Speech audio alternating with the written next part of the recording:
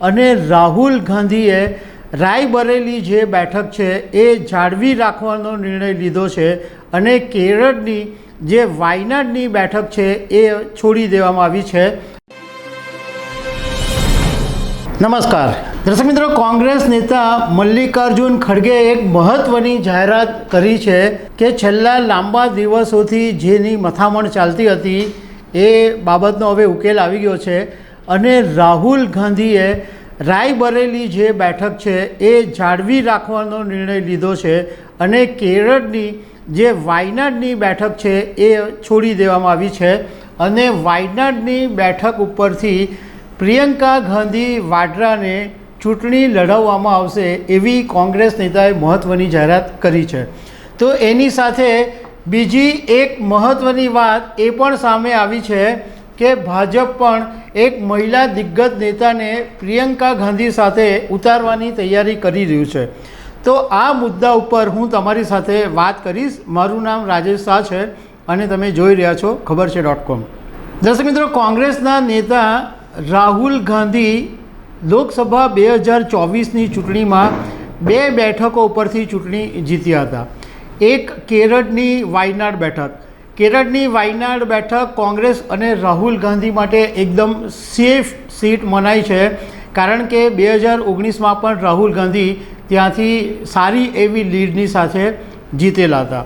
આ વખતે ઉત્તર પ્રદેશની જે રાયબરેલીની બેઠક છે એ પણ છેલ્લી ઘડીએ કોંગ્રેસે રાહુલ ગાંધીને ટિકિટ આપી અને આ બેઠક ઉપરથી રાહુલ ગાંધી જીતી ગયા હતા।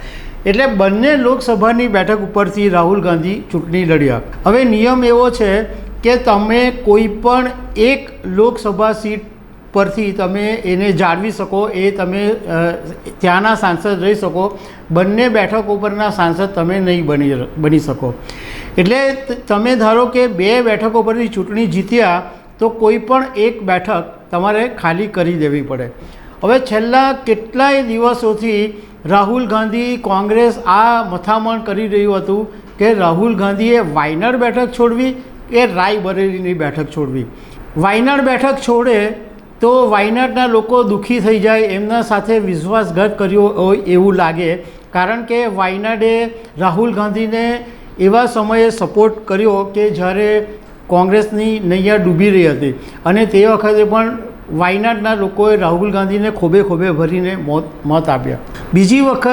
બીજી તરફ કોંગ્રેસ અને રાહુલ ગાંધીએ મનોમંથન કર્યું અને પછી એ વાત નક્કી કરી કે સાઉથની અંદર કોંગ્રેસનો પાયો મજબૂત છે, ઉત્તરનું જે હિન્દી બેલ્ટ છે એમાં કોંગ્રેસનો એટલો બધો પાયો મજબૂત નથી અને રાયબરેલીની જો બેઠક છોડી દેવામાં આવે તો ઉત્તર પ્રદેશની અંદર એક ખોટો મેસેજ જાય અને 2027ની જે વિધાનસભાની ચૂંટણી આવે છે એમાં કોંગ્રેસને મોટો ફટકો પડી શકે।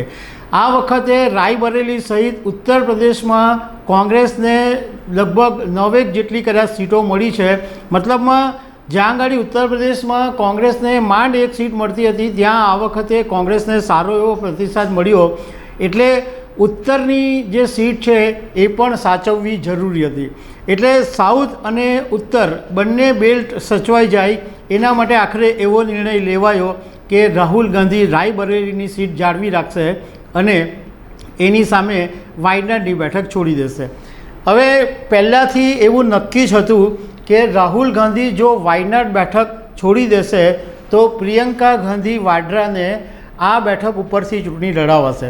હવે બીજો પણ નિયમ તમને જણાવી દઈએ કે આવી રીતના ધારો કે કોઈ સાંસદ એક લોકસભાની બેઠક છોડી દે તો એની જે જગ્યા છે એની પેટા ચૂંટણી 6 મહિના પછી થતી હોય છે। એટલે 6 મહિના પછી વાયનાડની અંદર પેટા ચૂંટણી થશે અને એ બેઠક ઉપર પ્રિયંકા ગાંધી વાડ્રાને કોંગ્રેસની ટિકિટ ઉપરથી ચૂંટણી લડાવવામાં આવશે એવી મલ્લિકાર્જુન ખડગેએ જાહેરાત કરી દીધી છે। કોંગ્રેસને ખબર છે કે વાયનાડ તો કોંગ્રેસના મતદારોનું જ છે, મતલબમાં એકદમ સેફ અને ફેવરિટ સીટ છે એટલે ત્યાં પ્રિયંકા ગાંધી વાડ્રાને બિલકુલ જોખમ નહીં આવે અને પ્રિયંકા ગાંધી વાડ્રા પહેલી વખત લોકસભા લડી રહ્યા છે તો એમના માટે આ સીટ વધારે સલામત છે એવું કોંગ્રેસને લાગી રહ્યું છે। બીજી તરફ આપણે એ જોઈએ કે આ જે વાયનાડની સીટ ઉપરથી પ્રિયંકા ગાંધી વાડ્રાને ટિકિટ આપવાને કારણે ગાંધી પરિવારનું મજબૂતાઈ વધી ગઈ છે. કારણ કે રાહુલ ગાંધી એક તો હમણાં કોંગ્રેસ નેતા તરીકે આ વખતે લોકસભા 2024ની ચૂંટણીમાં સારી એવી સીટ મેળવીને આવ્યા, એટલે કોંગ્રેસવાળા ફોર્મમાં છે. બીજું કે રાયબરેલીથી રાહુલ ગાંધી સાંસદ છે, જ્યારે રાજસ્થાનથી સોનિયા ગાંધી રાજ્યસભાના સાંસદ બનાવી દીધા છે, અને પ્રિયંકા ગાંધી વાડ્રા જો હવે વાયનાડથી સાંસદ બની જાય તો ત્રણ એક જ પરિવારના જે છે એ સાંસદ બનશે, એટલે એ પરિવારનું પણ એક મજબૂત સ્થાન થઈ જશે. હવે સાઉથમાં એટલે જે દક્ષિણના રાજ્યો છે એમાં કોંગ્રેસનું વર્ચસ્વ પહેલેથી છે, વર્ષોથી છે. જ્યારે 1978ની અંદર દિવંગત નેતા ઇન્દિરા ગાંધી કર્ણાટકના ચિકમંગલુરથી પેટા ચૂંટણી જીત્યા હતા, અને એ પછી 1980માં આંધ્રપ્રદેશની મેડક સીટ ઉપરથી પણ દિવંગત નેતા ઇન્દિરા ગાંધી આ લોકસભાની ચૂંટણી જીત્યા હતા. ઇવન સોનિયા ગાંધીએ પણ પોતાની જે કારકિર્દીની શરૂઆત છે, રાજકારણમાં કારકિર્દીની શરૂઆત છે, એ 1999માં સાઉથથી જ કરી હતી. 1999માં જ્યારે સોનિયા ગાંધી લોકસભાની ચૂંટણી લડ્યા ત્યારે તેઓ પણ 2 બેઠકો પરથી ચૂંટણી લડ્યા હતા. એક કર્ણાટકના બેલ્લારીથી અને બીજી એમણે રાયબરેલીથી ચૂંટણી લડ્યા હતા.